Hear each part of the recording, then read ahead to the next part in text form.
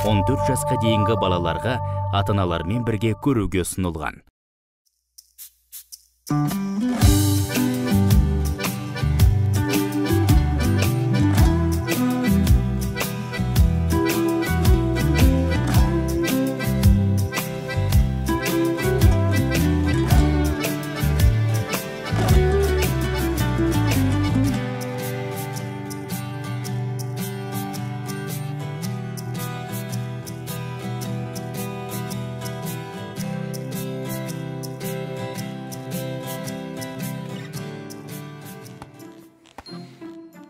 Әріптестер,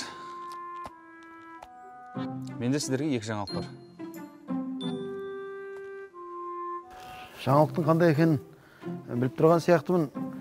Біреу жақсы, біреу жаман шығар. Дұрыс. Қайсынан бастай? Жаманынан бастаңыз, жақсы болсын. Жаманы бізде мүлдем үлгерілу жоқ алға қарай. Оны барлықтарыңызды білесіздер. Осы қалпымыздан таймасақ, 10 күннен кейін бәріміз ауылға қайтамыз. Yes! Мен басқаша түсініп қаптым.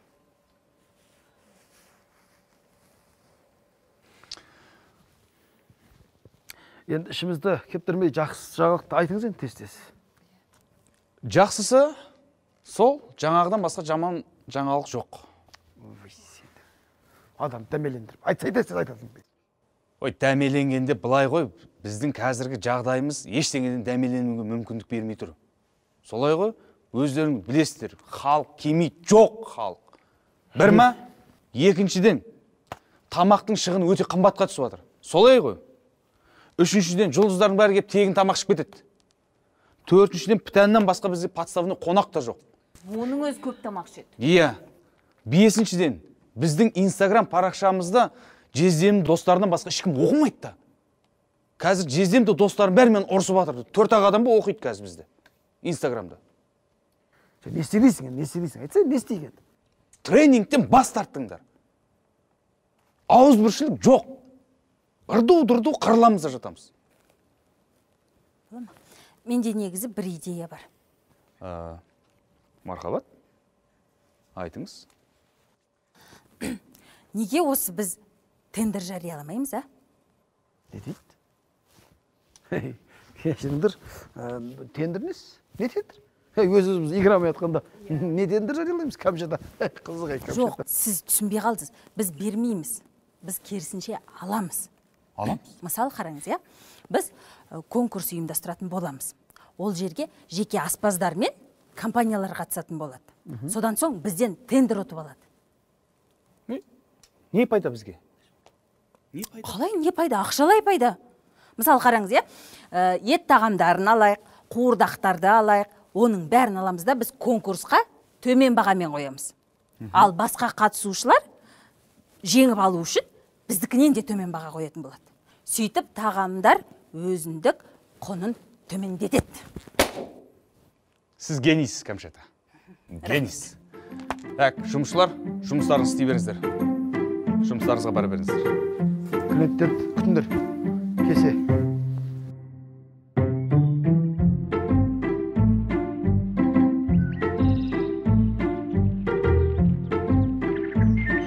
Жазып отырсың ба? Қазын жаз.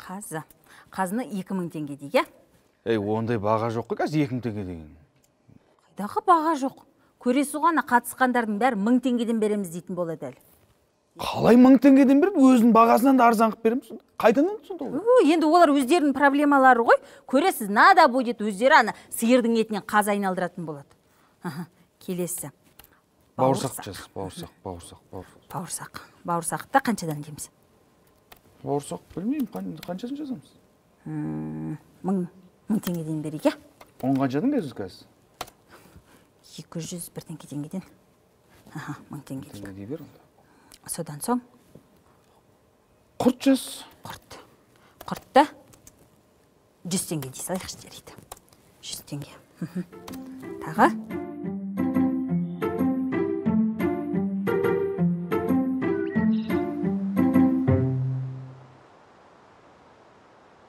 Шашлыкты үйреніп алдым. Басында күйдіріп, жандырып, қыздырып алып жүріп. Қазір бір қалыпты, әдеп жұмсақ болып мақтайтын болды. Көш жүре түзеледі деген үйреніп кетесің. Адамды істеген адам істейді ғой. Айтқандай, сізге мына бір құтыда бір дәрі алып қойдым, көке. Бұл өзі өткенде біреулер мақтады. Кәнекей. Көріңізші, органик лайф дейді да.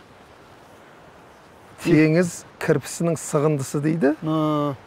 Морской еж дейді. Ой, мынау біздің муфтияттың бөрі ғой мынау. Мынау халал болды ғой мынау. Айтып тұрмын көке. Бәрекелді. Бұның қандай қасиеттері бар екен? Бұның өткенде апама 2 құтын ағам. Біреуін өзіңізге алдым да, біреуін апама алдым.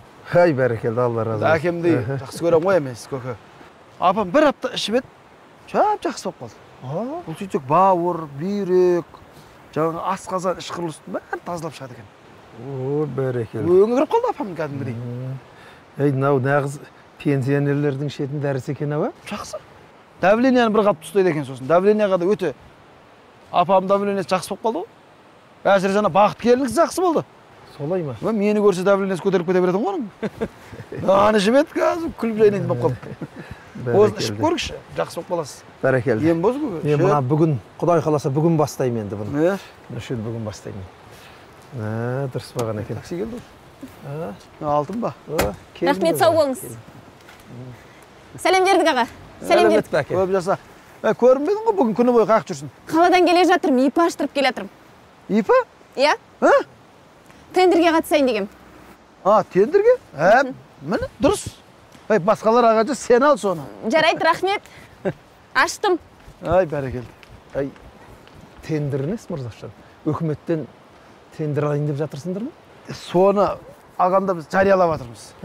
Кәдімгі өзіміз күніне дайындайтын ет, қазы қарта, қуырдақ, құрт, қымыздардың бәрін тендерге жариялаймыз. Соларға дөңгелетеміз тірлікті. Кім арзанға дайындап береді, содан аламыз дейсіңдер ғой жаңағы. Солай ау деймін, түсінбедім кеше. Қаршығалар тендерден я деп отыра бердім енді, сондай бірдеңе шығар. Тендердің өзінің мағынасы өзі сонда. Бірақ өкінішке орай сапа соңғы орында қалды. Солай бірақ сондай болып кетті. Неге? Негізі тендердің шығу мағынасының өзі дұрыс еді ғой. Кім жақсы атқара алады, сол істі сол алсын дегеннен. Өткенде қызық болды. Біз ана базарда бірге жұмыс істейтін жігіттер бар тұғын ғой. Базардың балалары ғой енді. Сөйтсек олар бір мекеменің мерекесін өткізіп беретін қылып тендерін ұтып алғанда сол жердің. Празднигін өткізеді да шоу қылып. Базарда істейтін балалар. Иә, содан. Сөзімен сұрады, сендер айналып қайтып өткізесің? Не аппараттарың жоқ, камераларың жоқ, әншілерің жоқ десек айтатын әңгімелер ғой. Күледі маған қарап, демесе ақшасын абалай қаңбас. Бар ғой жігіттер. Сол ананың үстіне ананы қойып жеу болып тұр ғой дағырда соны. Таң қалды базардың адамдар өнерге араласпай қойса болады ғой соны. Енді мұның ең жаманы сол ғой. Оны бұлар ұрлық деп есептемейді. Ұрлық деп олар біреудің терезесін сындырып, есігін бұзып, ішіне кіріп дүниесін алып кетсе, ұрлық деп ойлайды. Бұны қазір не деуші еді әлгі? Движение дейтін болыпсы ғой. Шілімен сондай болып кетті қазір.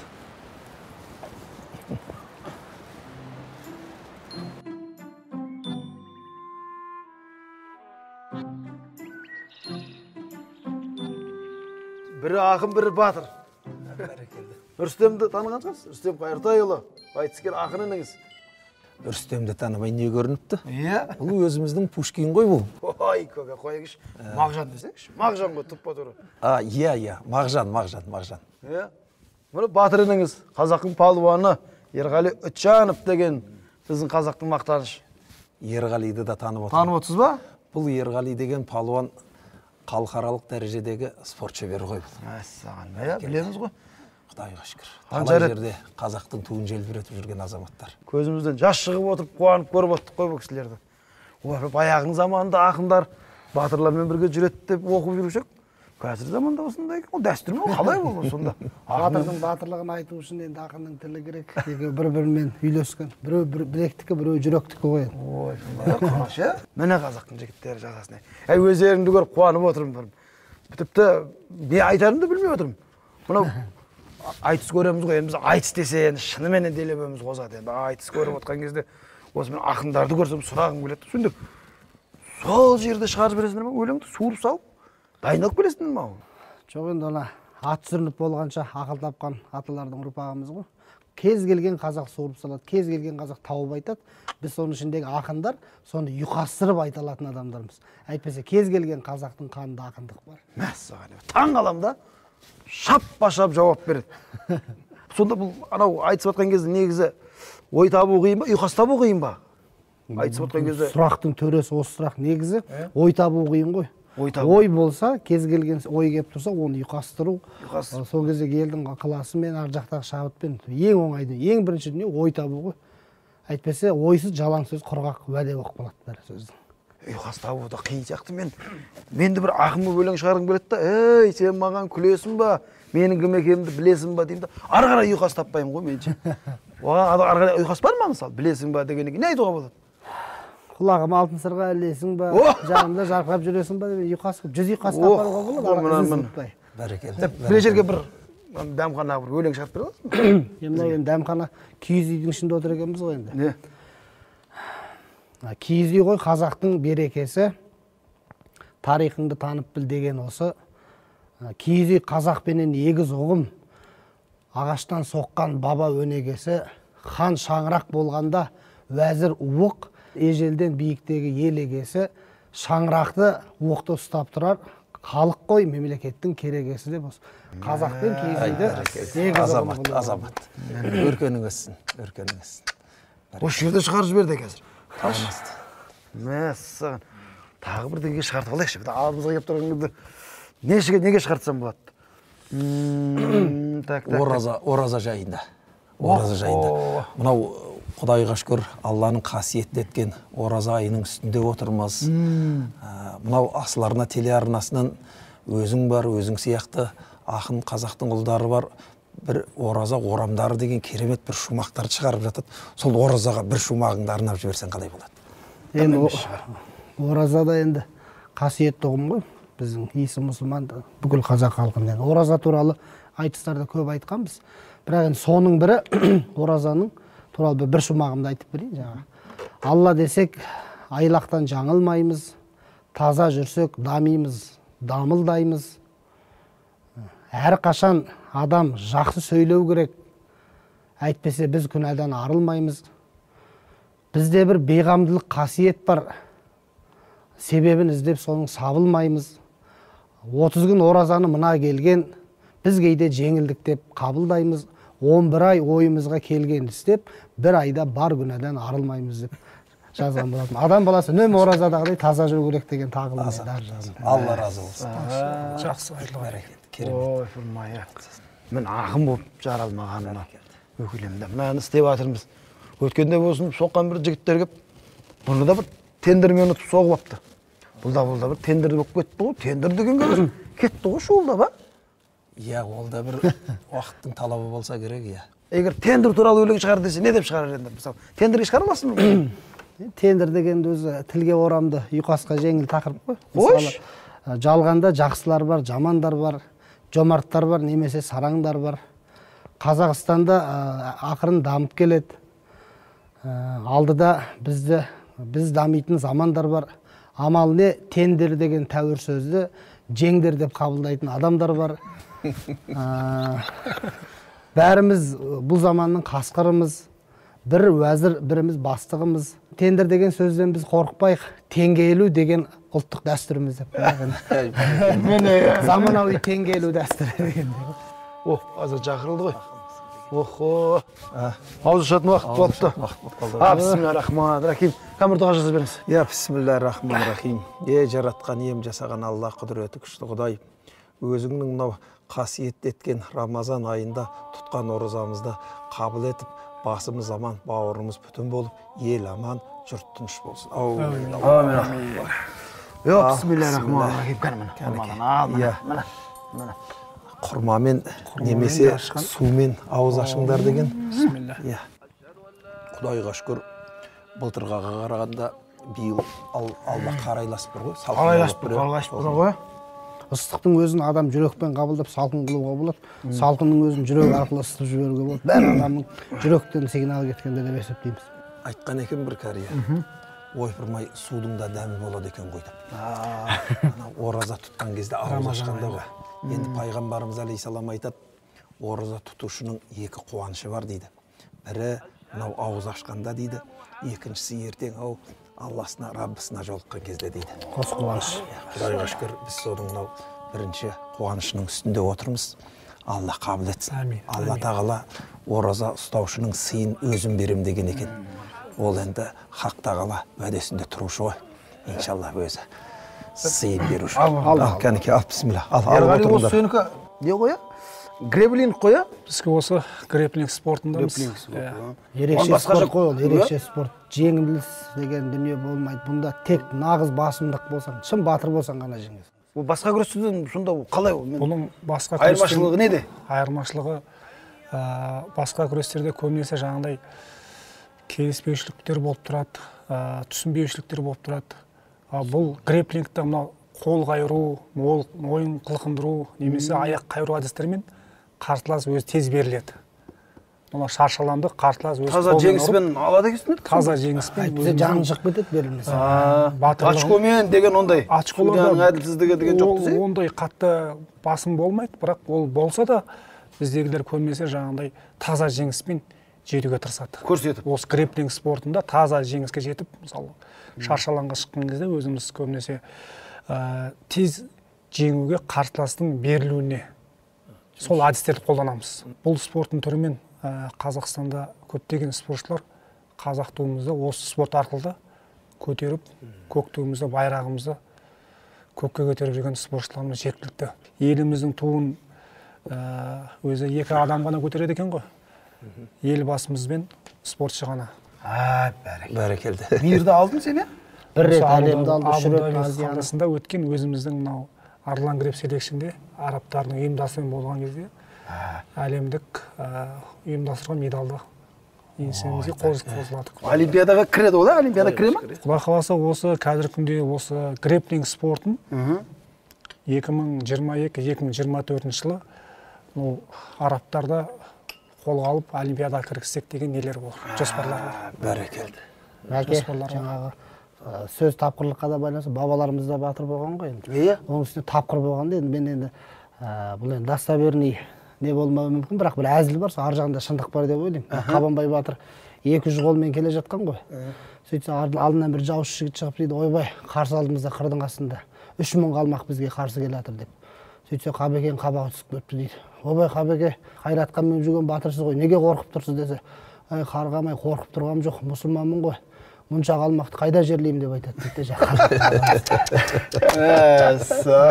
тапқырланған. Ой, құрма, Әне, қандай әңгіме, Ол кісілер батырлықпен әрі ақын, әрі батыр дегендей Алла бойына тартқан ерекше қасиеттің егелері ғой ол кісілер. Бәрекелді. Сонда жаңағы күрестеріңді төрешінің жеңді дегеннен сөзінен көрі, ана қарсыластың жеңілдім дегені айқын белгі екен ғой. Соған қарап, әділ түр екен. Өте осы спортта қазір әлемдегі бүкіл әлем бойынша осы спортты бір жағынан бұл осы әлемдегі мұсылмандар өзіміздің дінге ыңғайлы спорт. Жаңадан бұрын қан ату зақым келтірмейді. Бұл спортта қатты адамға жарақат алдырмайды. Емін егерде қарсылас беріліп жатқан болса, ол жерде ұрып берілмейді, қайтып күресуге оған мүмкіндік бар. Оразада десем, кешке дейін өз бір қараңғыдан кіріп жатамыз өзіміз. Уақыт өткізіп, енді екеуге де қатысы бар. Ораза ұстайсыздар, ораза ұстайсыздар. Шүкір, әлхамдулилля.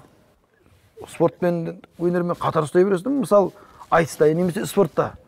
Мысалы, или жаттығу тоқтатасыңдар ма? Бұл сіздер де қараңғы тамда жатасыздар ма? Қалай қыласыздар? Негізі мынау Рамазан айында ораза ұстап адам шынығатын болса, аудасуға 1 сағат қалғанда дененің бұлшық еттеріне жақсы пайдасы бар ма екен? Клеткаларының ашылуына, асқазанның жақсы қорытылуына, адамның ой өрісі дамуына зор әсерін береді. Жылағанға өкірген жолыққандай дегенде бізде Қазақстанның ауа райы ғажап қой, 4 мезгіл бар. Алла тағала жеріміздің құйқасын қалың еткен. Сауд Арабиясында болғанда елдер 50 градуста ораза ұстап жүргеннен кейін біздің мына жақта ораза ұстап жүргеніміз қалыпты жыл 12 ай ораза ұстай беруге болатын ауыр ай ғой бізде. Жаңағы сахнада отырғанда да шайға үйреніп қалғанбыз айтыста. Бірақ дегенмен де жаңағы 50 градуста ораза ұстап жүрген мықты мұсылмандарды көргенде сахнадағы аузымыздан шай ішпесек те маңдайымыздан тер ағып отырып айтысқанбыз. Шыны керек, ол айтысқа енді спортшыларға ауырлау болуы мүмкін, біздің де таңдайымыз келеді. Бірақ қатты бір қиындық тудыра қоймады. Бұл енді ісіңді Алла қолдаса алынбайтын қамал жоқ, қолдамаса жаратқан оған ешбір амал жоқ дейді ғой. Алла тағала өзі парыз еткеннен кейін ол ораза ұстаушы құлына Алла өзі жәрдем береді екен. Алла жар болсын. Рүстемді алғаш мен көрген кезімде бұл әлі оқушы тұғым. 15 жаста. Иә. Сол кезде Казгурдың ректоры грант беріп, машина ұтып алдың, Иә. 11 оқып жүрген кезім ғой, ойбай жазда қайда оқуға түсеміз деп жүрген кезде. Сол кезден білем мен бұны. Наурыз айтыс болып Казгуде студенттер сарайында.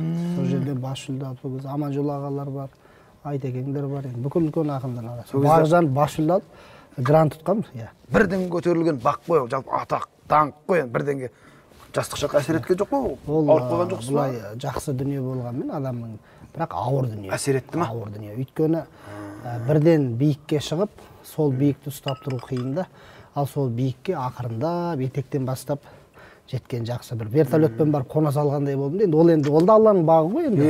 Біреуден тартып алған жоқ. Бірақ дегенмен де сондай биікке адамның еңбекпен, жаңа өрмелеп, жыланда шығады, жыбырлап, жаңа құмырсқада шығады деген сияқты еңбекпен барып биігіне шықсаң, ол биікті сақтап қалу әбден мүмкін. Ал енді аяқ астынан келген биікті ұстап тұру үнемі қиын. Біз мүмкін бір-екі рет ол биіктен құладық. Сол құлау арқылы биіктің қадірін біліп, сол қайтадан сол биікке тырбаңдап, әр қадамды нық қылып бара жатырмыз. Ай, бәрекелді. Құнан кезінде тұлпар мінген жігіттер ғой бұлар. Соны айттым ғой. Анау тай кезінде құнан жарыстан озды деген. Бәрекелді. Николиннің бір керемет сөзі бар, енді қазақша аудармасы. Атақты болудан Алла сақтай көр дейді. Айтулы қылуға Алла демеу бере көр деген мағынаға келеді. Атақты болғанға қарағанда айтулы.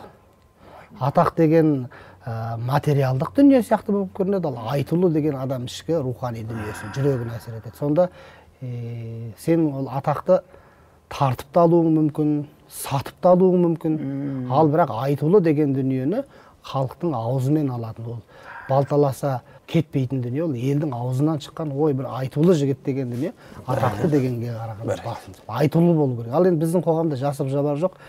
Қайтсем атақты бола қалам. Соны айтамын. Қайтсем ғана танымал бола қалам деп, оның енді танымал болудың тарыдай бір жетістіктің артында тауда еңбек тұрады ғой негізі. Сол тауда еңбекті атқармай-ақ, ауырдың үстімен, жеңілдің астымен жүріп, жұрттың көзіне жұлдыз болып көрініп, танымал болғысы келетін адамдар енді жасап жабар көп. Бірақ ол жолға еңбекпен жетсе, әңгіме жоқ ешкім жеткен. Ал бірақ соған бір бейәдеп дүниелермен, этика деген нәрсенің этикеткасын алып тастап жетуге болмайды.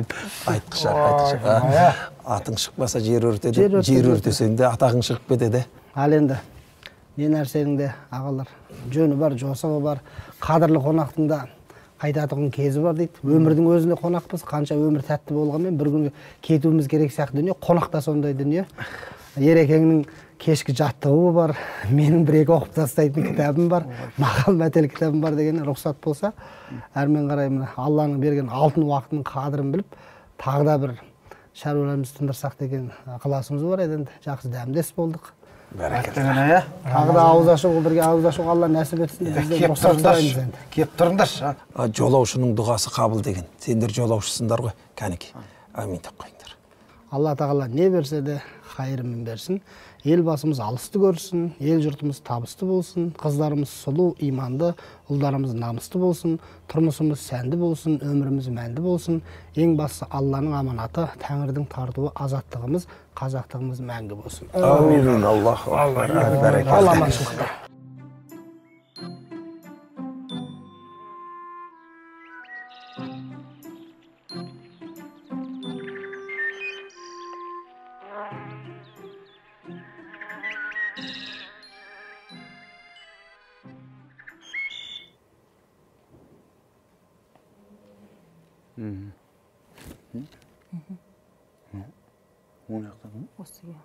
Осы кісі ме? Иә. Құрметті әріптестер, жақсы жаңалық. Біздің тендерге жариялаған 10 шақты адам қатысты. Соның ішінен ең төменгі бағаны ұсынып отқан, ең жоғарғы сапаны ұсынып отқан біз Сапабеков Нұрлан Жақсытаевич деген азаматқа беретін болып шештік. Сіз неге қуандыңыз, Алтын? Өйткені ипыны мен ағамның атын ашқам, ал сіздер жеңісті менің ағама беріп отырсыздар. Енді бұйырса, бәріміз бірге жұмыс жасаймыз. Ағам айтайын тезірек, Сіздің ипіңіздің не құрылғылары бар ма? Уайымдамаңыз, табамыз ғой, жігіттер бар, жасайды.